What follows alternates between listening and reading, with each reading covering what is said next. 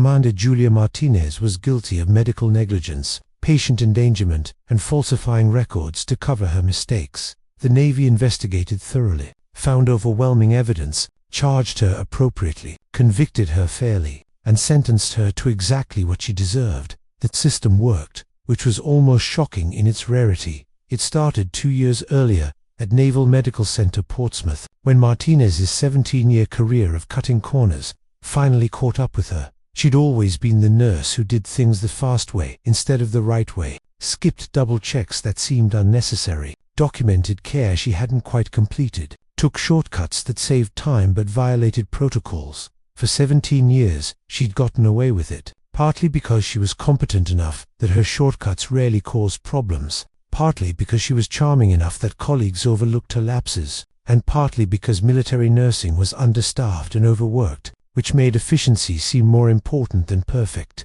protocol adherence. But mostly she got away with it because she was lucky, until her luck ran out. Petty Officer Second Class Marcus Webb came into the ICU post-surgical with standard recovery orders, pain management, vital monitoring, activity restrictions, nothing complicated. Martinez was his assigned nurse for the night shift. She reviewed his chart, noted his medications, and began her rounds. Our 2,200 hours. Webb complained of chest pain. Martinez assessed him quickly. His vitals were elevated, but not critically. She gave him additional pain medication and told him to rest. At 2, 3, 4, 5 hours, Webb's monitor alarmed. Elevated heart rate, dropping oxygen saturation. Martinez silenced the alarm and adjusted his position, assuming it was a monitoring error. At 0130 hours, Webb went into cardiac arrest. The code team responded. Martinez called for help. They worked on Webb for 43 minutes. He died at 0213 hours. The death review was automatic. Young patient, unexpected cardiac arrest, post-surgical complication or missed warning signs. The review committee examined Martinez's documentation, found she'd noted Webb's 2,200 chest pain, had administered medication, had monitored his response. Everything looked appropriate, except one of the other ICU nurses, Lieutenant Sarah Chen, had seen something Martinez hadn't documented. Chen approached the review committee privately. "I need to report something about Commander Martinez's care of Petty Officer Webb. What did you observe?" "At approximately 2,230 hours, I was walking past Webb's room. His monitor was alarming. I saw Commander Martinez silence the alarm without documenting the event or the vitals that triggered it." "Are you certain?" "Yes, I noted it at the time because I thought it was odd, but I assumed she'd document it later. After Webb died, I checked her notes. There's no mention of a 2,230 alarm." The committee pulled the monitor logs, found the alarm Chen described, found it had been silenced by Martinez's login credentials. Found 3 other alarms that night that Martinez had silenced without documentation. They called Martinez in. "Commander, can you explain why you silenced for monitor alarms without documenting them?" Martinez had her explanation ready. "The monitors were malfunctioning. They were alarming inappropriately. I silenced them after assessing the patient and determining there was no actual issue." "But you didn't document those assessments." "It was a busy night. I documented the important assessments. The false alarms didn't seem worth noting, except one of those false alarms was followed by actual cardiac arrest." "How do you know it was false?" Martinez shifted uncomfortably. "His vitals were stable when I checked him. The arrest came hours later. They're not related. Or the 2,230 alarm was an early warning sign you dismissed, and the subsequent alarms were progressive deterioration you ignored. That's not what happened." "Then what did happen, Commander?" Martinez stuck to her story. "The monitors were unreliable. She'd assessed Webb appropriately. The cardiac arrest was an unpredictable complication, but the committee wasn't convinced. They expanded their investigation. They reviewed Martinez's patient care over the previous 6 months, found a pattern. Medications documented as given, at times when Martinez wasn't logged into the medication dispensing system. Assessments documented as completed during periods when Martinez was on break. Patient education documented despite multiple patients saying they'd never received it. Small discrepancies, easy to explain away individually, but together, they painted a picture of someone who routinely documented care she hadn't provided. The committee brought in other nurses, asked about Martinez's practices. Most were diplomatic. "She's efficient. She gets things done. She's been doing this a long time, but a few were more honest. She takes shortcuts, one nurse said. Everyone knows it. She chart meds before giving them. She document assessments before doing them. She figures she get to it eventually. So why not save time by documenting first? Has anyone reported this before? To whom she's a commander. She's senior staff, and she's been getting away with it for years. Reporting her would just make enemies. The committee reviewed more records, found more discrepancies, found cases where Martinez's shortcuts had caused problems, missed medication doses, delayed interventions, assessment errors. None had caused serious harm before Webb, but they'd created risk, systematic, ongoing risk that Martinez had dismissed as acceptable. Efficiency. The committee referred the case to the Naval Criminal Investigative Service. Martinez was placed on administrative leave pending investigation. She hired a lawyer, prepared her defense, told everyone who would listen that she was being railroaded by jealous colleagues and bureaucratic nitpicking. "I'm not perfect," she admitted, "but I'm a good nurse. 17 years of service, thousands of patients, one bad outcome doesn't erase all that." Her lawyer agreed. "This is a witch hunt. They're using Webb's death to punish you for documentation errors that every nurse commits. We'll fight this." Martinez believed they'd win. NCIS was thorough. They interviewed 43 nurses who'd worked with Martinez, reviewed 18 months of her patient care documentation, pulled pharmacy logs, monitor records, and medication administration reports. They found systematic falsification. Martinez had documented care she hadn't provided in over 60 cases, had charted medications before administering them in 47 instances, had falsified assessment times in 93 patient records. And they found that her shortcuts had directly contributed to Webb's death. The 2,230 alarm she'd silenced had shown elevated cardiac enzymes and dropping oxygen saturation, early signs of the cardiac event that would kill him 3 hours later. If she'd assessed him properly instead of silencing the alarm, she would have seen the warning signs, would have called for physician evaluation, would have caught the developing crisis in time to intervene. Instead, she'd dismissed it as a false alarm, documented nothing, and moved on to her next task. Webb had died because Martinez valued efficiency over protocol. NCIS recommended court-martial on multiple charges: dereliction of duty, patient endangerment, falsifying official records, and negligent homicide. Martinez's lawyer tried to negotiate a deal. "My client made documentation errors. That's an administrative matter, not criminal. The connection to Webb's death is speculative at best." The prosecutor was unmoved. "Your client systematically falsified records for at least 18 months, created conditions that directly led to a patient's death, and has shown no remorse or acknowledgement of wrongdoing. We're proceeding with all charges."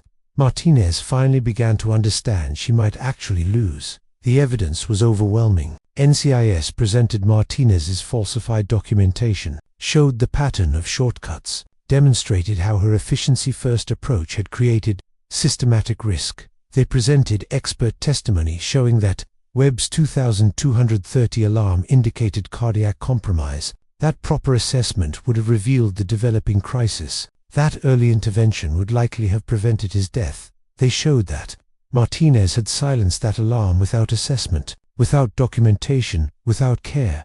Martinez's defense tried to argue that all nurses take shortcuts, that documentation errors are common, that expecting perfect protocol adherence is unrealistic. The prosecution countered with Lieutenant Chen's testimony. Chen described a culture where most nurses followed protocols despite time pressure, where cutting corners was frowned upon, where Martinez's shortcuts were known but tolerated because she was senior and usually got away with it. "Did you ever take the kinds of shortcuts Commander Martinez took?" the prosecutor asked. "No, never," Chen said firmly. "When monitors alarm, I assess the patient. When I give medications, I document them after administration, not before. When I'm too busy to complete documentation properly, I stay late to finish it, because that's the job." Is Commander Martinez's behavior normal among nurses at Portsmouth? No. Most nurses I work with are meticulous. They understand that documentation isn't busy work, it's patient safety. Commander Martinez treated protocols as suggestions. Most of us treat them as requirements. The defense tried to shake Chen's testimony, suggested she was jealous of Martinez's efficiency. implied she was exaggerating to make herself look better.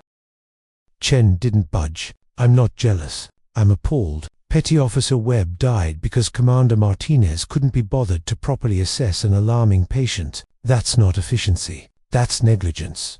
Other nurses testified, described Martinez's shortcuts, confirmed the pattern, made it clear this wasn't normal nursing practice. It was Martinez's specific failure. Martinez took the stand in her own defense, tried to explain that she'd been overwhelmed, understaffed, doing her best under difficult conditions. The prosecutor demolished her. "Commander Martinez, were you more overwhelmed than the other nurses working that night?" "We were all overwhelmed, but the other nurses documented their care appropriately. They didn't silence alarms without assessment. They didn't falsify records. Why couldn't you do what your colleagues managed to do?" I was trying to be efficient. You were trying to cut corners, and Petty Officer Webb died because of it." Martinez had no good answer. The military judge deliberated for 2 days, reviewed all the evidence, considered the arguments from both sides. The verdict was clear: guilty of dereliction of duty, guilty of patient endangerment, guilty of falsifying official records, guilty of negligent homicide. Martinez stood as they read the sentence: dishonorable discharge, forfeiture of all pay and allowances, 5 years confinement, loss of nursing license. She'd expected some punishment, but she'd thought maybe a reduction in rank, maybe administrative discharge, maybe probation, not prison, not total destruction of her career. Her lawyer immediately filed for appeal. "The sentence is excessive. 5 years for documentation errors is draconian." The judge's response was included in the ruling.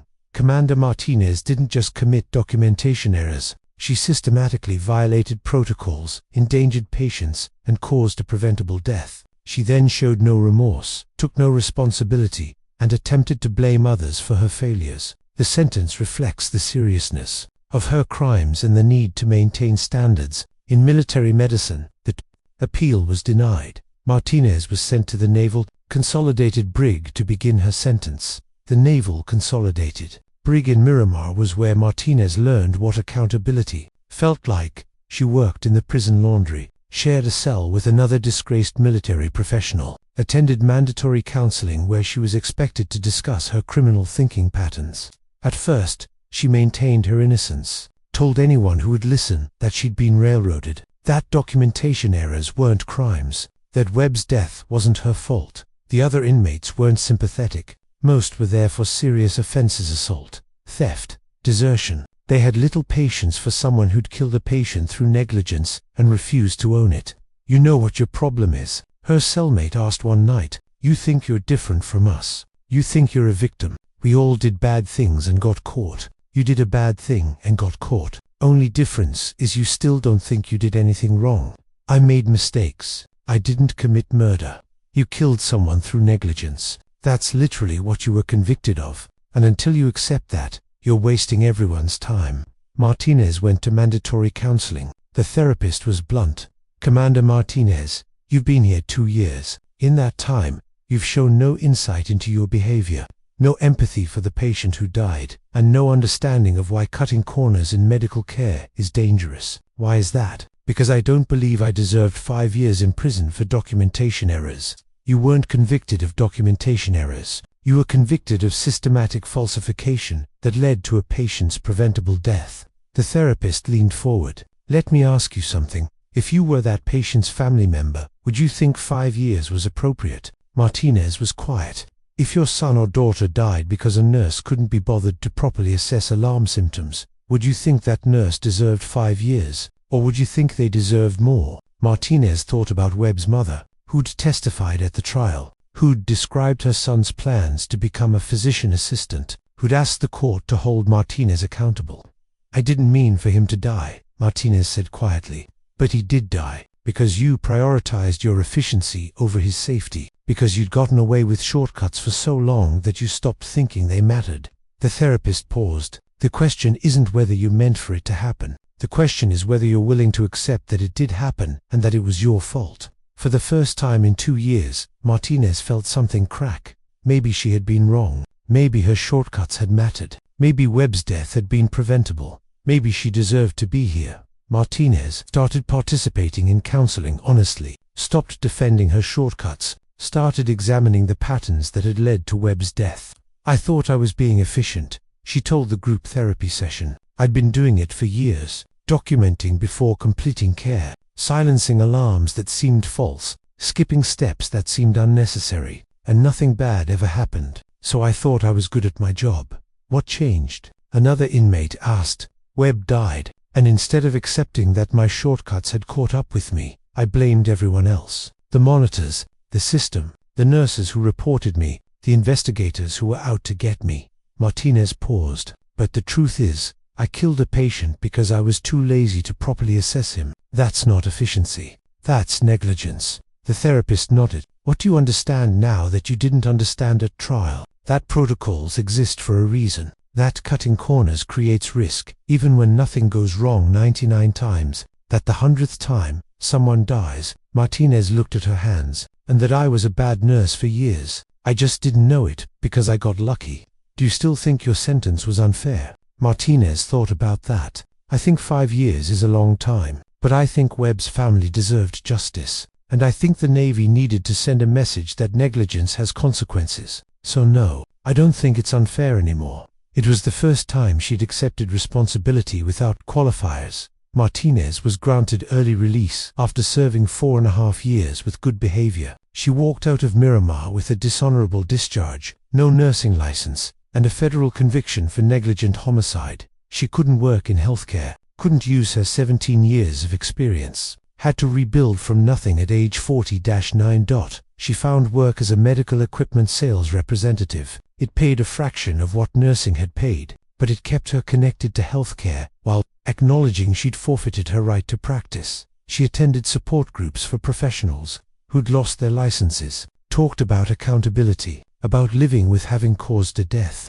about accepting consequences, and she reached out to Webb's family. She wrote a letter. He explained that she'd spent 4 years in prison learning to accept what she'd done, apologized for Webb's death, acknowledged that no apology could undo the harm, asked if they'd be willing to meet. Webb's mother wrote back, "I'll meet you, not because I forgive you, but because my son deserves to be more than just the patient who died. He deserves to be remembered."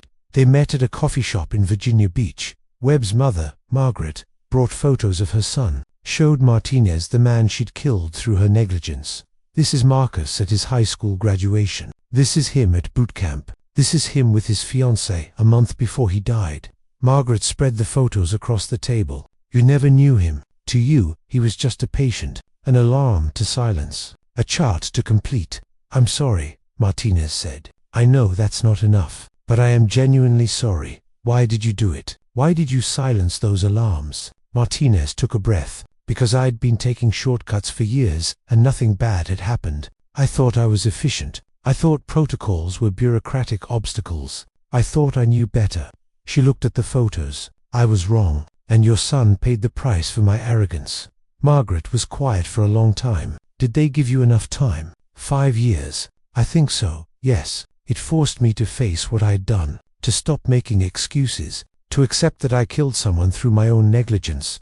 Martinez met her eyes. "If they'd given me probation or just administrative discharge, I would have told myself it wasn't that serious. The prison time made me understand the seriousness." "Do you still think you're a good nurse?" "No. I was a bad nurse who got lucky for 17 years. Then my luck ran out, and someone died." Martinez paused. "I'll never practice again, but if I could, I'd do it completely differently. I'd follow every protocol. I'd assess every alarm. I'd never take another shortcut. That's what you should have done the first time." "You're right, and I'm sorry I didn't." They sat with Webb's photos between them. A life cut short, a mother's permanent grief, a nurse's permanent guilt.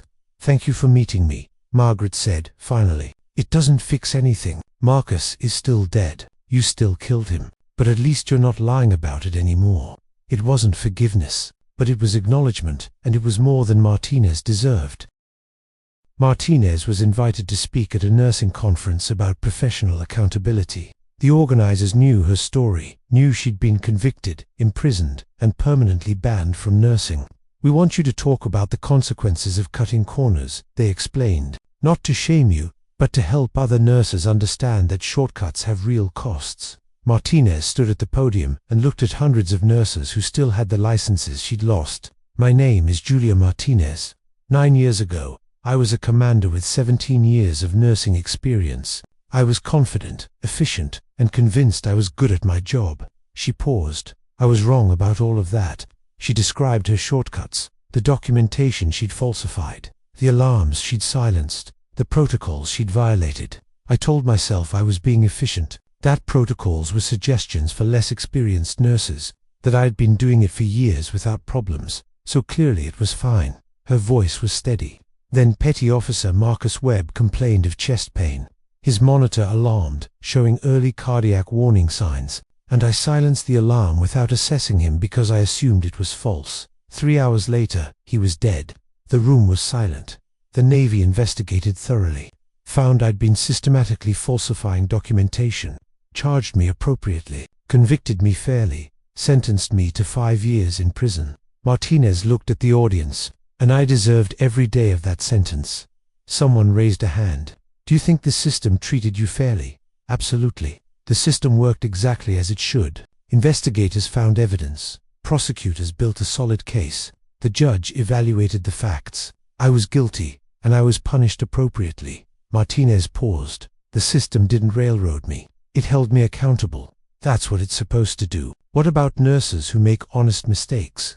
Should they face criminal charges?" "Honest mistakes are different from systematic negligence. I didn't make one error in judgment. I violated protocols repeatedly for years. I created conditions that led to a preventable death. That's not a mistake, that's negligence." She met the questioner's eyes.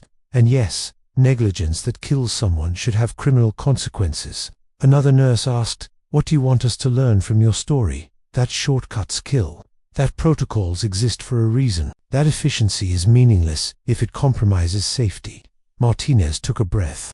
"And that if you're cutting corners, you're not a good nurse who's efficient, you're a bad nurse who's lucky, until you're not." She talked for another 30 minutes. About accountability, about accepting consequences, about living with having caused a death. After the presentation, several nurses approached her. "Thank you for being honest," one said. "I've been taking shortcuts with documentation, telling myself it's fine because nothing's gone wrong. Your story scared me straight." "Good," Martinez said. "Be scared, because if you keep cutting corners, eventually someone will die, and you'll deserve whatever consequences follow." It was the hardest truth she'd learned in 9 years. Julia Martinez would never practice nursing again, would never have the career she'd built over 17 years, would carry Webb's death for the rest of her life. But she'd been held accountable, fairly, appropriately, without railroading, without overreach, without injustice. The system had worked. The Navy had investigated thoroughly, had found overwhelming evidence, had charged her with appropriate crimes, had given her a fair trial with competent defense, had convicted her based on proof beyond reasonable doubt, had sentenced her proportionally to her crimes. No conspiracy, no scapegoating, no political pressure creating false accusations, just justice, pure and simple. Martinez lived with her conviction, her guilt, and her consequences, worked her modest job, attended her support groups, spoke honestly about her failures, and she told anyone who asked, "I was guilty. The system proved it, and I deserved what I got." It was the rarest kind of story in military justice, the kind where everyone got exactly what they deserved. The system had worked, and that was almost revolutionary in its simplicity.